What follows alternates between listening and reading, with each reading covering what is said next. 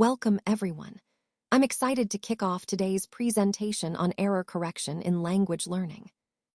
This is the first slide, so I want to start by welcoming you all and sharing a bit about what we'll explore today. We'll take a look at different strategies and methods for correcting errors in language learning and why they matter. We'll also discuss some practical approaches and recent research findings. So, let's get started and dive into how correction plays a crucial role in mastering a new language. Let's take a look at the contents of today's presentation. We'll start with understanding what an error is. An error is a mistake that learners make when speaking or writing, and recognizing these errors is crucial for effective teaching. Moving on, we'll explore the different types of errors that can occur, which helps us tailor our correction strategies. We'll also discuss the appropriate timing for correction. Knowing when to correct is just as important as knowing how. Then, we'll examine what motivates teachers to correct errors and the typical mistakes students tend to make along with their causes. Next, we'll look into the stages involved in error correction and the criteria we use to decide which errors to correct. Understanding who can correct errors is also key, whether it's the teacher, peer, or the learner themselves. We'll explore various activities that promote correction and different techniques for correcting spoken and written errors. Connecting all these points, we'll see how correction schemes and plans can be implemented effectively. Finally, we'll discuss the balance between accuracy and fluency and some practical tips for delayed correction, ensuring that our approach supports both language development and learner confidence. So let's talk about what we mean by a mistake or an error. Essentially, a mistake is what we call a slip of the tongue. It happens when a learner actually knows the correct form, but somehow, in the moment, they forget it temporarily. It's not a matter of not knowing at all, but more like a momentary lapse. Now, what causes these mistakes? Well, there are a few common reasons. One is tiredness. When we're exhausted, our focus drops and mistakes are more likely to happen. Lack of concentration is another factor. If we're not fully paying attention, even familiar language can trip us up. And finally, carelessness can lead to slips. Sometimes we just rush through, and that can cause errors. Understanding these reasons helps us see that mistakes are natural and understandable, especially when we're learning. Recognizing this ties into our overall theme, that errors are part of the learning process, and knowing why they happen allows us to address them more effectively. Today, I want to talk about what we call an error. An error happens when a learner makes a mistake, but importantly, they don't realize they're incorrect at the moment. It's like their understanding isn't complete yet, and their knowledge is still in the process of developing. This is a natural part of learning, and it highlights that the learner's mind is working through new concepts. Recognizing this helps us see that errors are not just mistakes to be corrected, but also valuable signals about where someone's understanding is still growing. Connecting this to the overall theme, it reminds us that errors are an essential part of the learning journey, an opportunity to guide learners toward deeper understanding. All right, let's talk about why teachers correct errors. First off, students really want to be understood. They put an effort to communicate, and they want their message to come across clearly. That's where correction helps, by guiding them to express themselves more accurately. Next, students actually expect us to correct them. It's part of the learning process, and they see it as a way to improve. They want to get better and ultimately feel more confident in their skills. And an important point, students often don't realize they're making mistakes. They might be unaware of errors in their speech or writing, so gentle correction helps bring those issues to their attention without discouraging them. So overall, correction isn't just about pointing out mistakes. It's about supporting students' growth, boosting their confidence, and helping them communicate more effectively. That's really at the heart of why we correct errors in the classroom. Let's take a closer look at some typical errors students tend to make, along with their causes. On the writing side, common issues include spelling errors, grammar errors, vocabulary errors, and punctuation mistakes. Each of these usually stems from different underlying causes.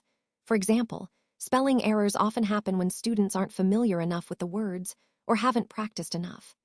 Grammar errors can result from confusion about rules or lack of understanding. Vocabulary errors happen when students haven't yet mastered the words they want to use, or they might choose the wrong word entirely. Punctuation mistakes often come down to not knowing the correct rules or rushing through writing. Now, switching to speaking errors, pronunciation and grammar are the main culprits. Pronunciation errors typically occur because students haven't fully mastered the sounds of the language or haven't practiced enough. Grammar mistakes in speech are common when students are unsure of the correct tense, structure, or usage in real-time conversation. Connecting this to our overall theme, understanding these causes helps us target specific areas for improvement. When we identify why these errors happen, we can tailor our practice and instruction to address those root issues effectively. Now, let's talk about the different types of errors we encounter in language learning. On this slide, you'll see the distinction between speaking errors and writing errors. Both are important to understand because they often reflect different challenges and learning processes. Speaking errors tend to be more spontaneous and can stem from hesitation, pronunciation issues, or even the influence of real-time thinking. Writing errors, on the other hand, are usually more deliberate and can involve grammar, spelling, or punctuation mistakes that occur when we are more focused and reflective. Recognizing these differences helps us tailor our teaching and practice methods more effectively. Ultimately, understanding these error types connects to our broader goal of improving communication skills, whether spoken or written.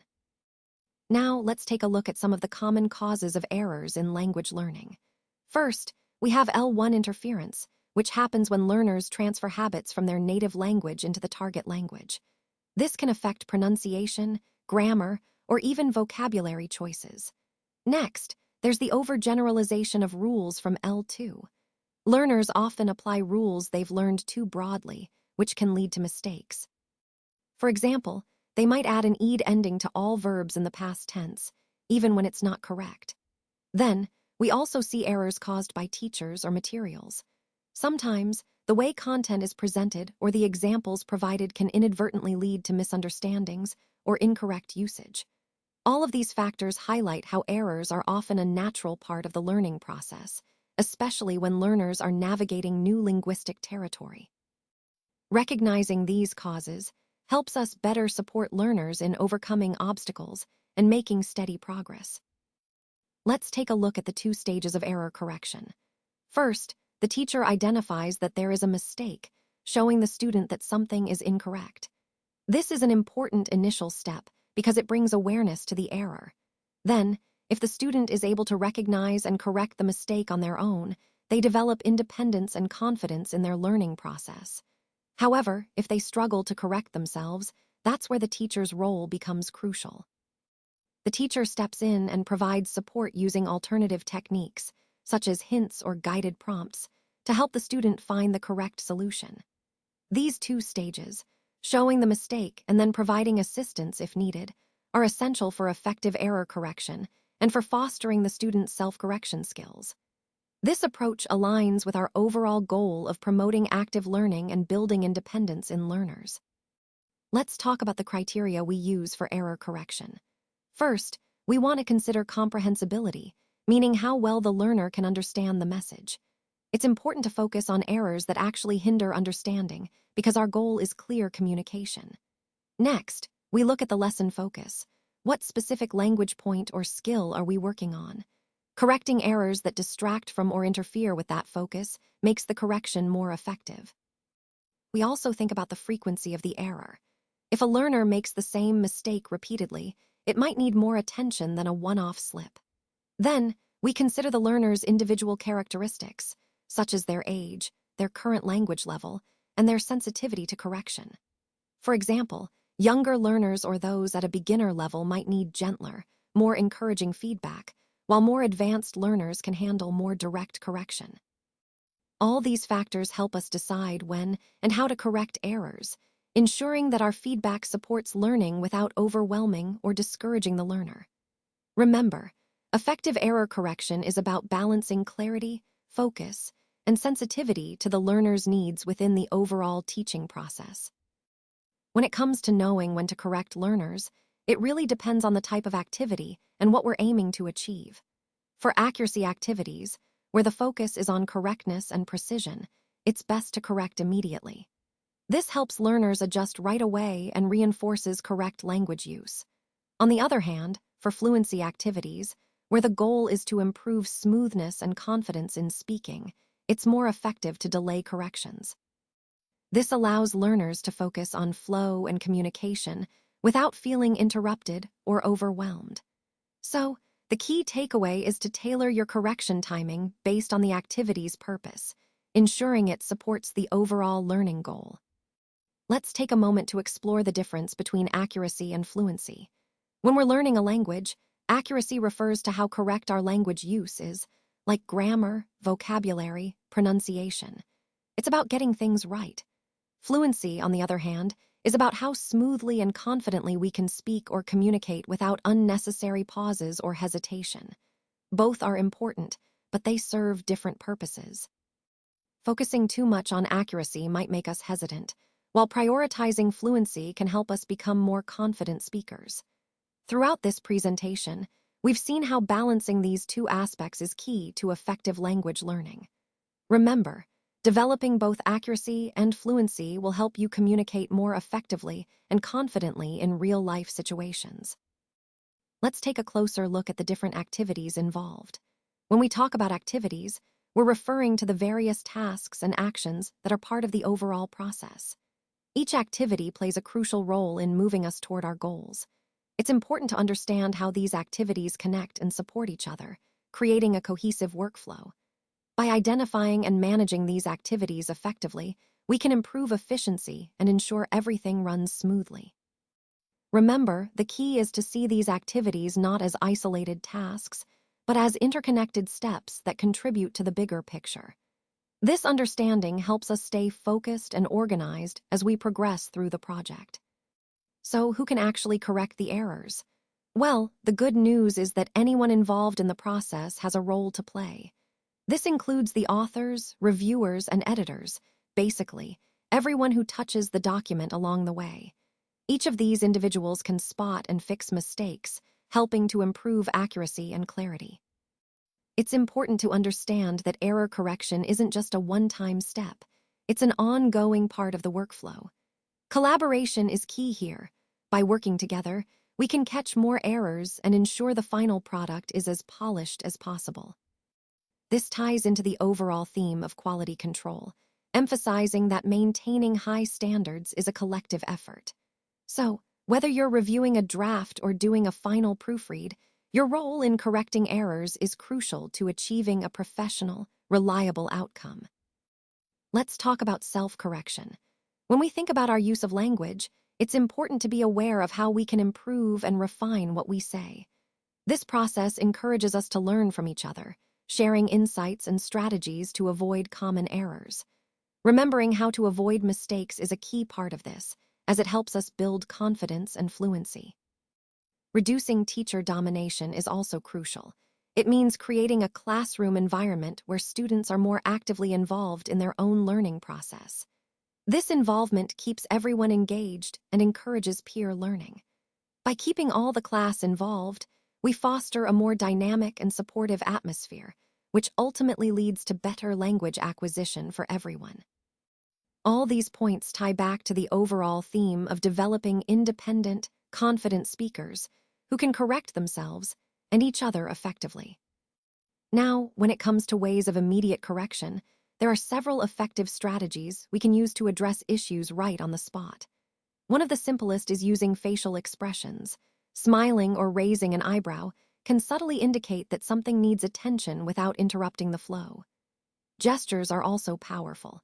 A gentle shake of the head or a specific hand signal can clarify a point or signal a correction. Visual reminders, like written notes or slides, serve as cues to keep everyone on track and reinforce key messages. Asking a question is another great method. By posing a relevant question, you can gently steer the conversation or clarify misunderstandings in a non-confrontational way. Repeating what was said can confirm understanding and subtly correct any inaccuracies. Echoing, which involves paraphrasing someone's point, helps ensure clarity and highlights the correct information. Lastly, hinting is a more subtle approach. Giving gentle hints can guide someone toward the right answer or behavior without openly pointing it out. All these techniques are about maintaining a positive, respectful atmosphere while ensuring the message stays clear. They're essential tools in our communication toolkit, helping us stay connected and effective during our presentations. Now, let's look at some effective techniques for correcting spoken errors. First, questions, intonations, and clues are really useful tools. They help us identify where a mistake has occurred and guide the learner to self-correct. Next, we have expansion. This involves expanding on the learner's incorrect response to gently lead them toward the correct form without making them feel embarrassed. It's a supportive way to correct errors while maintaining confidence. Number 4 is self-correction. Encouraging learners to recognize and fix their own mistakes promotes independence and helps solidify correct language use. We want to create an environment where learners feel comfortable noticing and correcting errors themselves. Then there's drilling correct forms. Repeating correct pronunciation and structures through drilling helps reinforce proper usage and build fluency over time. Number 5 is peer correction.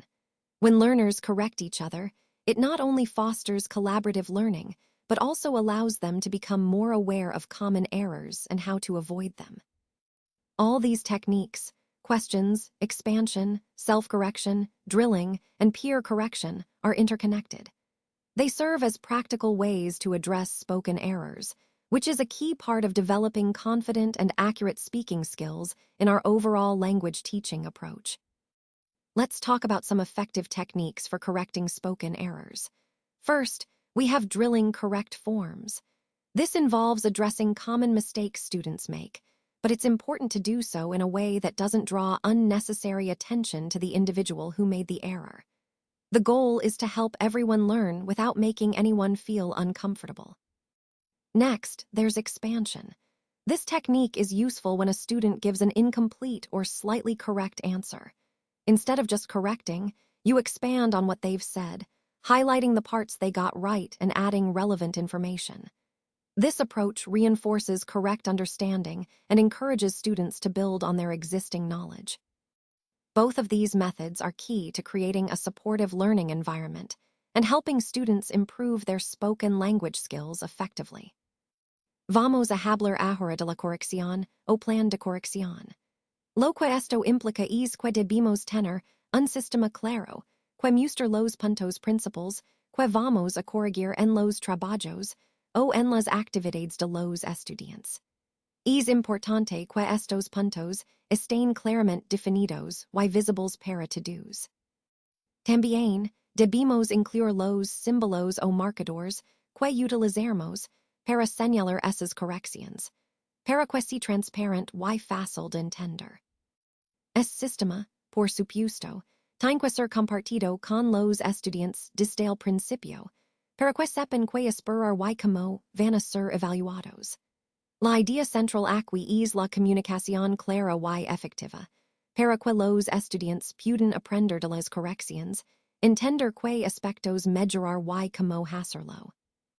Recuerden que un plan de corrección bien estructurado no solo ayuda a mantener el orden, sino que también fomenta un ambiente de aprendizaje más justo y motivador. Es una herramienta clave para que los estudiantes puedan seguir sus avances y comprender mejor sus errors. Now, let's look at some effective techniques for correcting written errors. First, there is self-correction, where learners identify and fix their own mistakes. This encourages awareness and independence. Next, peer correction involves students helping each other, which can promote collaborative learning and reinforce understanding.